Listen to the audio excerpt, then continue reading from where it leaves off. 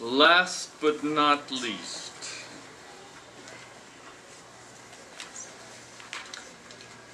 our next reader is Jennifer Tucker.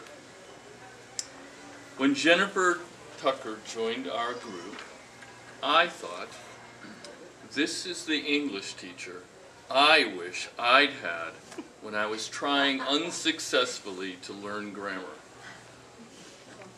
She is full of surprises. Just when you think you have her style pegged, she will slide something in with a sideways glance and make you think and make you reconsider a better choice of adjectives for your critique, or else. Her bio reads, Jennifer Tucker, a career educator, has conducted writing workshops for teachers and written poetry as a hobby for much of her life. She finds her subjects in nature and often in the everyday details of life situations.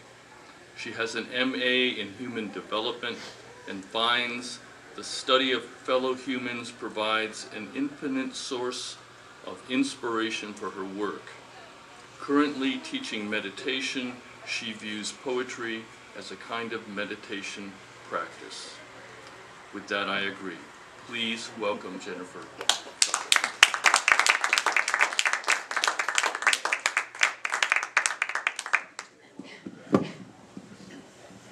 And why did I feel like he was talking about somebody else? Goodness. Well, thank you everyone for coming. This is really a pleasure for me. I did invite a number of friends today, and they all chose to go to the movies, so I wonder sometimes, why do I sit around writing poetry? It's usually pretty solitary. So what am I doing this for? Well, there's some really good reasons as far as I'm concerned. First of all, if I don't, I have these little monster words running around in my head that drive me nuts. So this is what the first poem is about. It's called Rainy Day Poet. Late afternoon, dark clouds give way to a burst of brilliant sunshine. My dog implores me, her big brown eyes riveted on my face. A walk? And yet, here I sit, my pen poised to compose some insistent poem. Words are also imploring me. Write me down. Scribble until something coherent emerges. Just write the words. They don't need to rhyme. Get them out of your head, onto the paper. And all those words that have been incubating in my brain all day, those mean, unwritten words will conspire to keep me up half the night.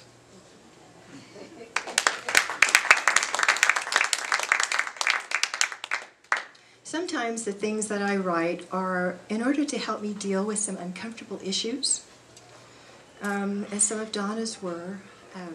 Somehow, if I hold all the angst inside, it drives me crazy, so I get it out on the paper, and then it's out there, and I don't have to deal with it. Here is one. This is an issue that came up in March in my life. It's called Newly Painted Kitchen. Freshened with new color, a toasty mocha hue, my kitchen made me smile. The painter, a working man, with skilled strokes gaily revived my dingy room. He asked too little for his work, then installed new lighting just because he saw the need. I happily paid him, later adding new cabinet hardware to complete the updated look. Feeling pleased, I chose to gift him the old hardware, still good, then called to request his return. In shock, I learned that his nationality had sent him across the border, fleeing deportation laws because of his birth. A newly painted kitchen now has a very different feel, my anger barely contained as I cook.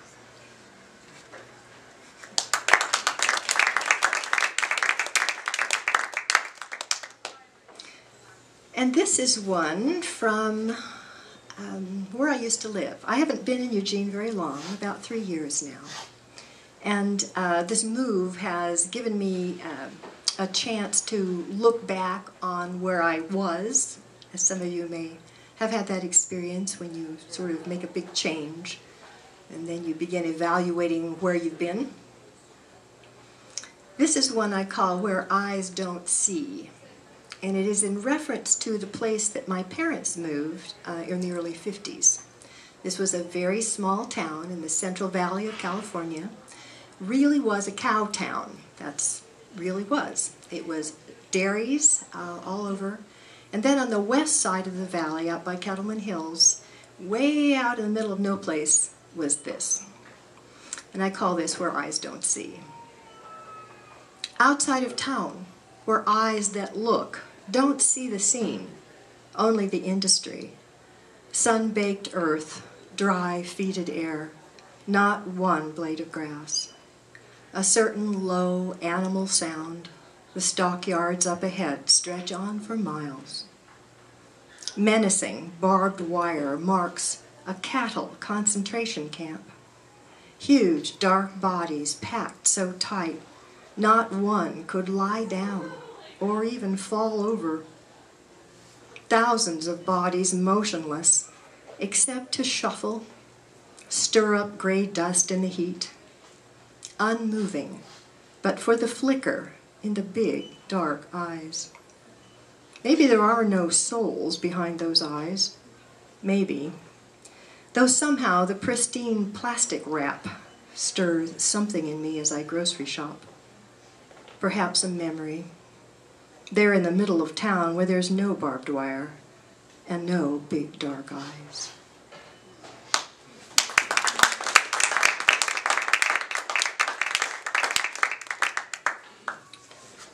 And here's the theme. I call my dad's favorite holiday. Also, one of those uncomfortable issues that I'm getting out on the paper. Fireworks for me have always marked a wildly happy family time. Summers in the 60s, poolside in California, we wore bathing suits to breakfast. Later, we pulled on shorts for walking the 4 blocks to the high school, where Rotary Club held the fireworks show. Fireworks, seen from the prone position, dazzled the senses. Beach towels spread end to end on the stiff brown grass at the infield. Oohing and awing, the collective gasp as one spectacular display shot up into the heavens. Stadium seating reserved for the elders whose necks must have suffered. Walking home, we saw U.S. flags on nearly every house, hanging limp in the heat. We dodged the street parties, whistling Pete's. Eyes burning from the smoke, shouting over hissing and popping, we danced around twisting snakes, blackening the buckled asphalt, happily anticipating a late-night swim. Sweet watermelon awaited us, or Dad's favorite, Tin Roof Sundae, or both. My father taking down our big flag, of which he was so justly proud. His time in the U.S. Navy never came up in conversation. Tomorrow is 4th of July, 2017. Weather is cool and cloudy in Eugene. I have a small Old Glory stuck in a planter.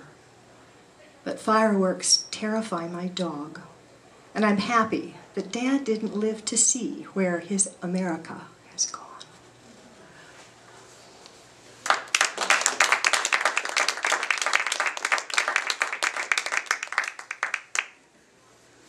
And here's another from my small town memory book.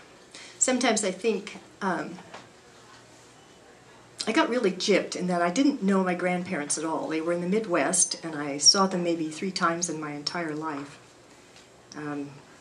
So I write some of these thinking that maybe my granddaughters who live in France and won't know me at all might kind of understand who I was. So this is from my hometown called Small Town Letters to the Editor. My thought was to respond in a flurry of choice words of defiance to this writer. His point of view, the red flag that caused my raging bull to snort and paw the ground. Then I remembered why I had not responded in the past. Recalled my hometown high school teacher. Weekly, this woman wrote scathing rebukes of some local politician, or a diatribe pointing out drawbacks in the school board's latest move. Something scornful to the dutiful editor who published her missiles in full. Her letters were articulate, logical, and angry. Angry in the way powerless people might rage against the powerful, with just enough truth to inflame. We all knew her husband had run off with the art teacher.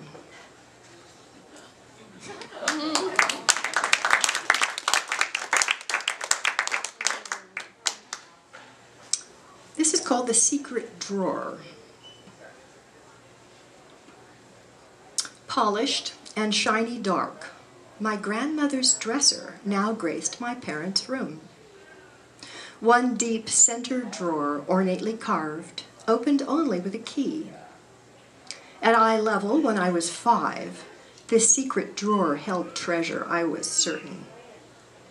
In my child's mind, grandparents were magical beings, known only in photos, held awesome presence, created vague, wistful longings for physical evidence they existed. The day came. The drawer was opened to me. Nestled into infant garments, opera gloves, Grandpa's pocket watch, next to a tattered Bible lay a yellowed white box, curled tightly inside. My mother's hair, her mother's hair, and mine, identical to grandmother's.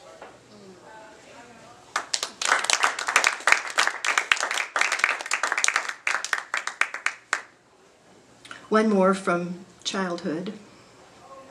And this one's called Smiling from the Mantle. From a heavy silver frame on the mantle, the small boy with my father's face, my mother's deep brown eyes, smiles out on a room he never entered, to sisters he never knew. Dressed in a tailored jacket, one my seamstress mother might have sewn, his expression conveys the liveliness and joy known only to a rambunctious 4-year-old. His sudden death, my early birth, intertwined in time, dug a well of sadness with no bottom, formed an unanswerable plea. Why him? Why me? Grief and reluctance to invite that same grief in again stood at the door of my parents' hearts, colored my fragile infancy with a tentative shade of love. And though there was no blame, no need to make amends, the little girl that I became never understood.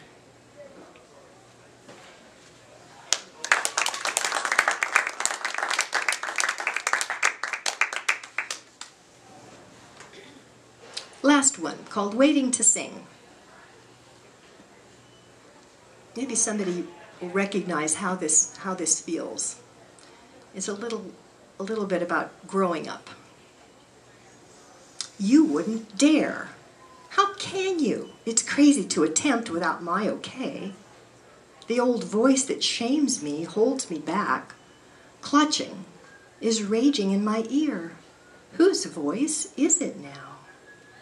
Addicted to its sound, my chest, an empty cavern, aches in fear of hearing no voice, releasing me to action with, I approve. I wait in simple agony, that familiar smiling voice, go ahead, dear, it's all right to. My addiction paralyzes, stunts, dwarfs, silences my radiant, expanding song, whose emergent sound squeaks out in discord. Whose voice, I seek to know, whose voice can have such power? Bare your forehead, await my stamp, approval, approval, approval. I listen, trying to detect an inflection, A timbre, a tone? Why, I stand in horror as I recognize the voice. My own.